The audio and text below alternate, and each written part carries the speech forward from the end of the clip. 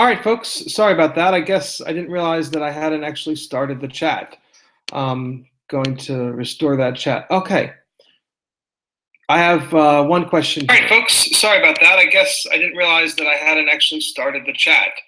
Going to restore that chat. Okay. I'm playing both at the same time, so I gotta turn that down. Okay.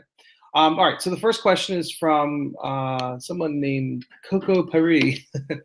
So the question is, for the open-ended, can we use cases from the previous unit? Well, the question is asking from this particular unit, so I'd like for you to focus in only on cases from this unit, because that's what this is at. So, oh, I got you. I see your name there. So you should pick cases that are highlighted in the study guide. We went over a couple of cases last time. We went over 4 cases dealing with affirmative action, and we dealt with at least 2 that dealt with civil rights movement. So that would be, so for the ones with civil rights movement would be Plessy versus Ferguson. Then we could talk about Brown versus Board. Then there are those 4 cases that we did from last class, which is the ones with affirmative action. So you've got the classic case of University of California Regents versus Bakke, and then you've got Gratz versus Bollinger and Grutter versus Bollinger, and then finally parents involved. So I have another question here. So the question is, do we study the revised study guide or the regular? So I mentioned this in class. You study the one that's on the top, not the revised. Yep, that's correct. I did say that in class.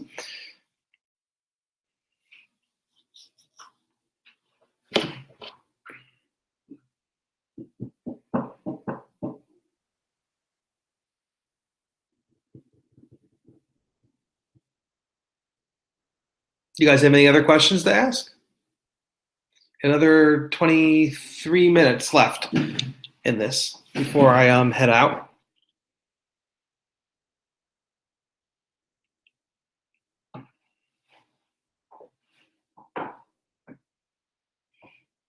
Were you guys able to find the chat easily when I put the link in the actual thing, in the actual description for the assignment that I posted there?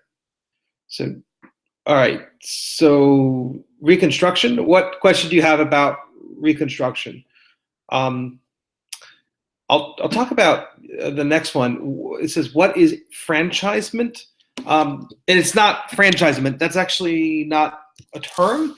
I think what you're referring to is disenfranchisement. So disenfranchisement refers to when the government or other groups of people like the KKK or other organizations like that tend to take away people's right to vote. So the franchise is the right to vote and all the rights that come along with it. And so when you disenfranchise a group of people, you've taken away that right. So usually it's referring to the right to vote.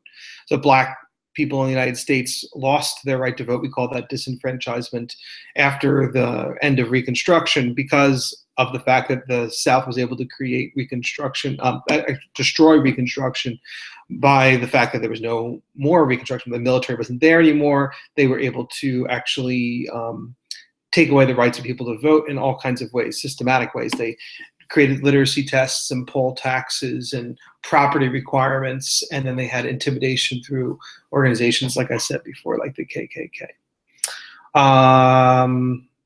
What is the definition of Reconstruction?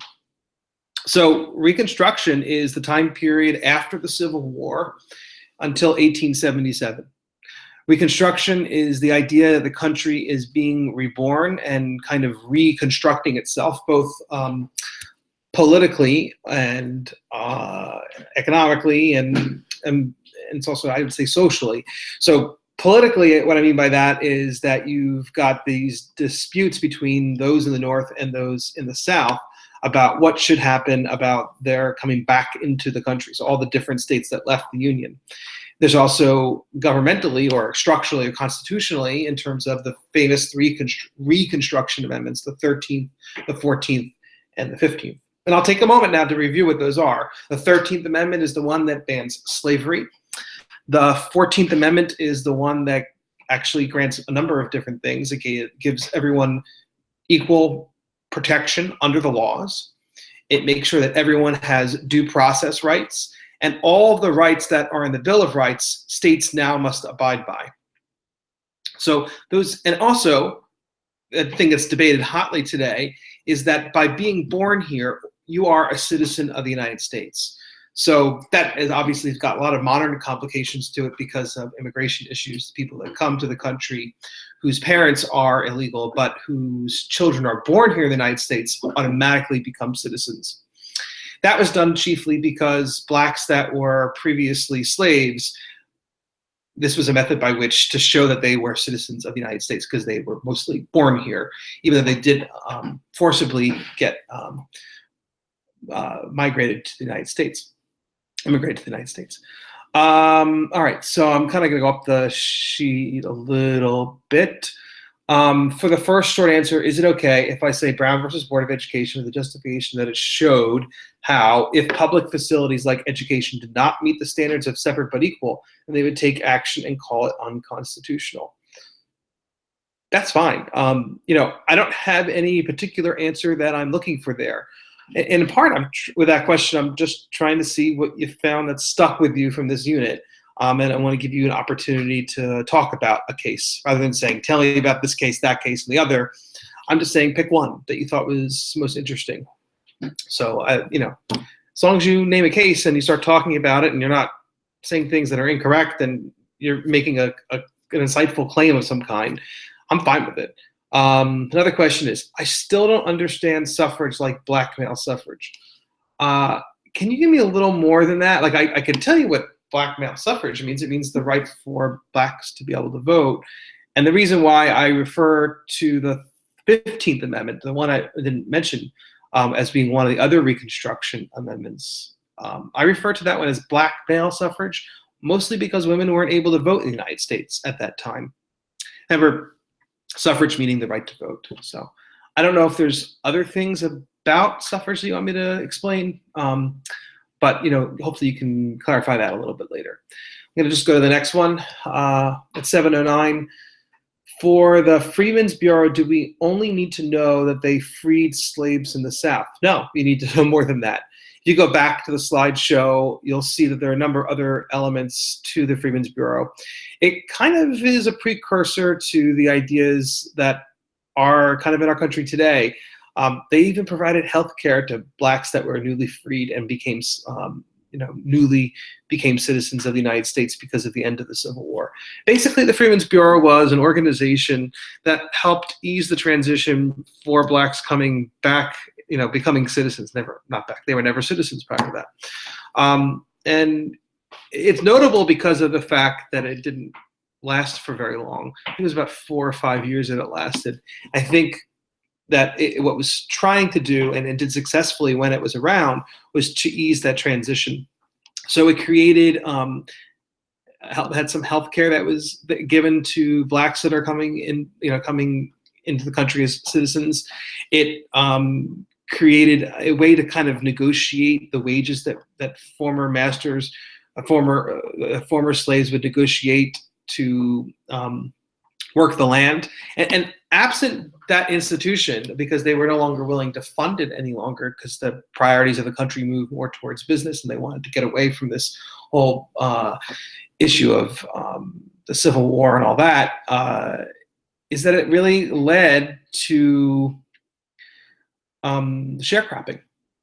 Because the Freedmen's Bureau was one of the organizations that would be able to negotiate those salaries, but after that, the salaries that they were able to get, or the pay that they were able to get was minimal. In fact, it just created debt, as we talked about in class with the sharecropping. So, it largely a failure, unfortunately, because it didn't last long. So another question is, what does it mean for groups denied the right to vote prior to 1868?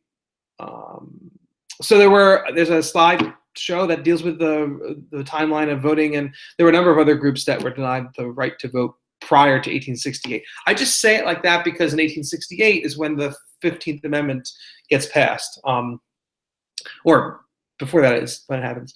So, excuse me. So in 1868, if you were a woman, if you lacked property, if you were Black in this country and you were Native American, you would likely not have been able to vote. And I say likely because there may have been some cases that are different per state. So some states might have had property qualifications, for example. The large and vast majority, and there was really no state prior to 1868 really that allowed for even women to vote. New Jersey was for like just a, I think it was by 1804. So like the country was established with the Constitution in 1787. From 1787 to I think it was 1804, women were actually technically able to vote in New Jersey, but no other state. And then by 1804, they got rid of that. So it's mostly correct. It's hard to talk about voting laws in this country because they vary by state as per the Constitution. Question is, do we need just to know what the NAACP is in general? Yeah, what's its purpose? So the National Association, I'll say that one more time. The National Association for the Advancement of Colored People was established in 1909. Its purpose was to try to start the civil rights movement, basically. And one of the more important elements of the NAACP for this particular unit is that they're the organization that pushed to overturn the core argument in Plessy versus Ferguson, that separate but equal is okay. So they formed a legal arm in the NAACP that funded the lawyers that fought to get rid of Plessy versus Ferguson, and that's why they're really important. So Charles Hamilton Houston, in the video that you saw, is a person who's working for the NAACP. Thurgood Marshall, someone working for the NAACP, who incidentally became a Supreme Court justice himself. Okay, you can find the groups that were denied the right to vote. Oh, that's good advice, Shani. They're right in the slideshow. Grandfather clause. So that's also in the slideshow, but I will describe it. Basically, grandfather clause was a way to kind of create a loophole that made it so that whites or poor or rich whites would not have to go through the literacy test. Basically, what it said is that anyone that was able to vote in the 1861 election was allowed to vote, whose grandfather was able to vote in the 1861 election would be able to vote without having to go through the literacy test. So in 1861, which is prior to the Civil War, blacks were denied the right to vote, but white people were able to. And so likely your grandfather was able to vote. So it's a loophole to prevent, honestly, it wouldn't matter. If there's a white guy that was going to try and, register to vote, he was going to get the right to vote. If you were black, you weren't. It was largely up to the office of the registrar, the person who actually registered you. And they just, some of these tests were impossible because they were very difficult, and other tests were just impossible because the way in which they were graded, white people graded them and no one ever was able to check to make sure they were graded properly. Sometimes they said if you got, all but one, you would still not be able to vote. So it was very arbitrary. It was designed so that blacks couldn't vote. So I wouldn't get so hung up in how many questions did you get right, because really, if you're black, you're not voting. Okay, Compromise of 1877. Okay, so listen carefully. In 1877, there was a very famous election between President Hayes and became president, but between Hayes and Tilden. The election was very close. And ultimately, what happened is because of disputes in three important states, South Carolina, Florida, Louisiana, and then also Oregon, because there were disputes in those states, they actually had the election go to the House of Representatives. And when the election went to the House of Representatives, Hayes made a deal, because when you go to the House of Representatives for a vote, every state votes as one. And in order to get the votes of the people in the House, he said, I'll pull the troops out of the South. And there'll no longer be military Reconstruction. And Reconstruction would effectively be over. And ultimately, that really is what ended Reconstruction. That's why it's so important. It's called the Compromise of 1877, because they said, all right, you give me the election and I'll pull the troops out. And what that does is it brings on the era of Jim Crow. Okay. I never got a chance to look at James's Quizlet. I'm sorry, James, I never got to that. I'm sure it's fine, and I'm sure James does a pretty good job on those kinds of things, but I just never got to it. I understood some reasons for affirmative action from class, but I'm still confused on some points of debate about affirmative action. So the argument for affirmative action is largely that it makes up for long-term oppression of Black people in this country. And remember what I talked about with the difference between equality and equity. So the argument there being that just like a student who needs a 504 or who needs other accommodations because of a learning disability or because of a physical disability, some classes, for example, have in-class support, but not other classes don't. That's not equal. It certainly is not, but it's equitable. It seems like it's ultimately fair. It's the right way to do it. And the picture I showed you was of 3 different kids who were trying to view a baseball game. And not all of them could see the game if they were not standing on anything. One person was able to see the game, the other person kind of had to crowd up to see the game. The last person was well below the fence. So what you do is you add a little box so they can see. The idea being that everyone should have the right to see the game in the end.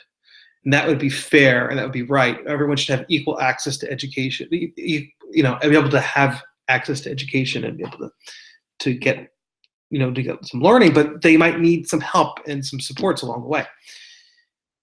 That's the argument for affirmative action. The argument against it is, well, I'm just naming some basic arguments, but the argument against it is ultimately that it is a violation of the Equal Protection Clause, that it is not equal. It is clearly not equal. And that it might provide for equity, but it doesn't provide for equality. The other element to this is that those people who are a part of a particular minority who end up getting into colleges and universities are now being questioned as to whether or not that was the reason that you got in. There was a student in class that claimed that, I don't know I'm going to get this story a little bit wrong, but that basically all the girls got into the university, or all the Hispanic kids got into that university because of the fact that they were Hispanic. And that was widely known by everyone. And then I pressed that student, do you know for a fact that that's true? And she said, no, you don't know that a particular person got into the university because of affirmative action. So what happens then is those people who would have gotten in, even if there was no affirmative action, they're now being questioned as to whether or not they're, as though they really truly belong there. They're actually qualified. Affirmative action creates a situation where when you are Black or when you are Hispanic or part of a historically oppressed minority group that has been helped by affirmative action programs, that the only reason you got into that university was because of affirmative action. It may not actually be true. Okay. What was sharecropping? Well, sharecropping is on a slideshow as well, but basically it's a system of debt.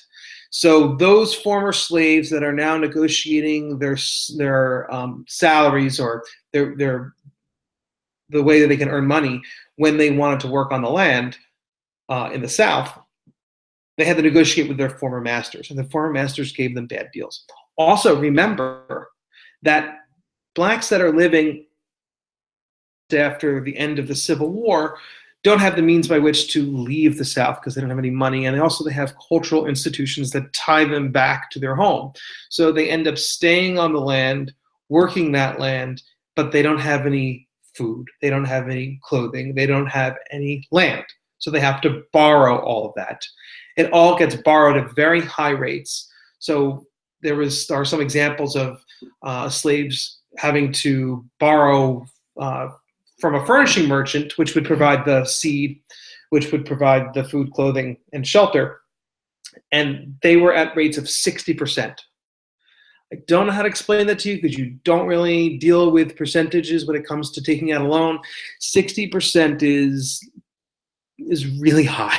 There are loans that you can get for 4%. 4%. This is 60%. So it basically created a cycle of poverty. You always had to basically you didn't have any money, so what you did is you worked the land for the year and you promised a portion of the future crop. And when you went to settle up at the end of the year, you made no money. In fact, you owed more than what you earned in that particular year. It's called sharecropping, or sometimes it's called the tenant, sharecropping. Basically, you're cropping, meaning like you're working the land, you're sharing it. You're sharing it. You don't actually own the land. You've got to also rent that as well. They call that sharecropping.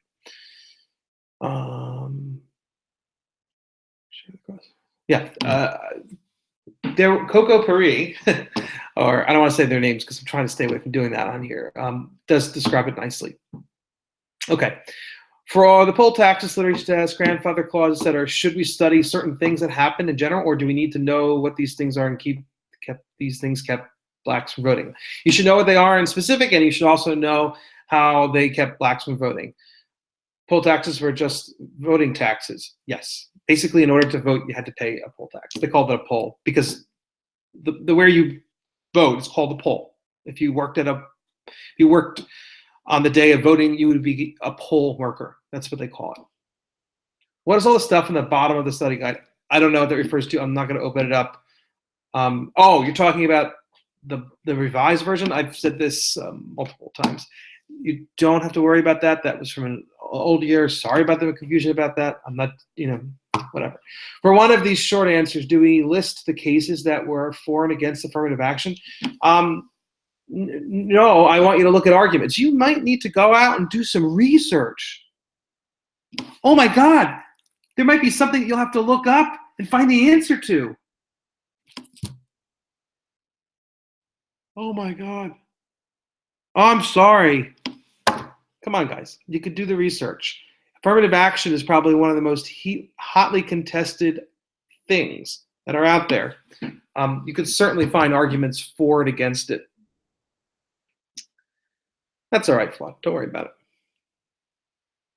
All right, I'm going to end this pretty soon. We only got about 3 more minutes, and then got to stop it because I got to do some other things.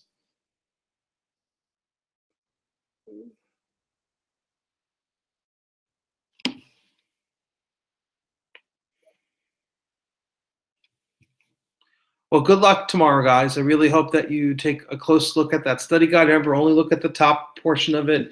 You don't need to worry about the revised section. I wish I had taken that away. I'm sorry about that. Obviously, that caused unnecessary confusion. All right, we'll restate it, Neil. I don't know what your question is. Can you restate it for me? Like copy and paste it or whatever? You said that I didn't answer your question. I'm just looking for...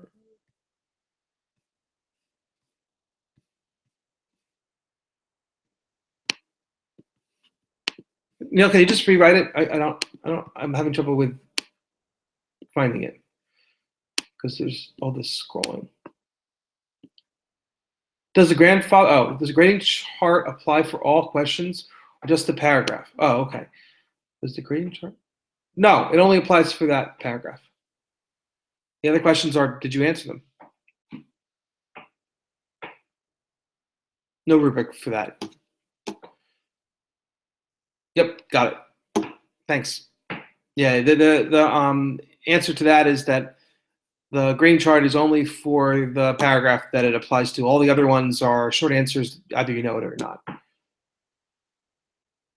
What is your question that I missed, Coco Paris?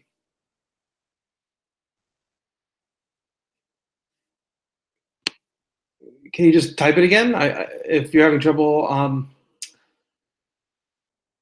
pasting it.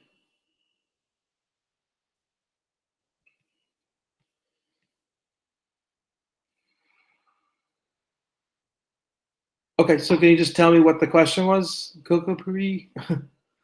I'm looking through. I can't seem to find a question that is it up real high? I think I actually answered your question. Yeah, I answered that. For poll taxes, I explicitly answered that. What about that? Did I not answer? The question is, for all the poll taxes, grandfather clause, should we study certain things that happened in general, or do we only need to know what these things kept from blacks voting? And I said both. basically.